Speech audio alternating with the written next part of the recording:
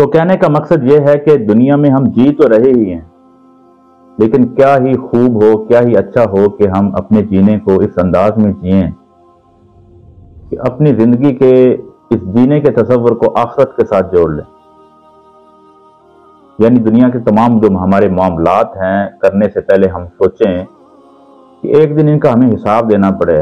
تو میں آپ سے بھی یہی کہتا ہوں کہ اس دنیا میں رہتے ہوئے ہم اس انداز میں جئیں کہ زندگی کے ہر پہلو، ہر لمحے، ہر موڑ، ہر گھڑی، ہر معاملے کو ہم آخرت کے تصور کے ساتھ جئیں۔ اس کا فائدہ کیا ہوگا؟ اس کا فائدہ یہ ہوگا کہ ہم بڑی خوش اسلوبی کے ساتھ، بغیر طمع لالچ کے، بغیر حسد کے اس دنیا کو گزار جائیں گے۔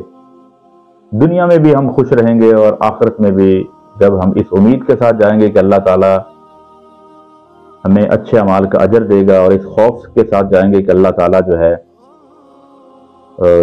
اس کی پکڑ بھی ہوگی، تو اس خوف سے ڈرتے ہوئے، اللہ کی پکڑ سے ڈرتے ہوئے آپ کوئی بھی ایسا کام دنیا میں نہیں کریں گے جن کو اللہ تعالیٰ نے ناپسند کیا ہے۔ تو اس زندگی کا یہ شعور ہم نے پیدا کرنا ہے، اور ساتھ آخرت کا احساس ہوگا۔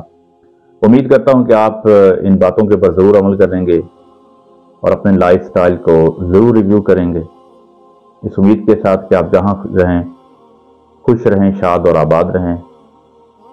اس چینل کا بھی خیال رکھیے گا اور اپنا بھی۔ منصور احساس کو اسی پیغام کے ساتھ اجازت دیجیے۔ اللہ نگہبان۔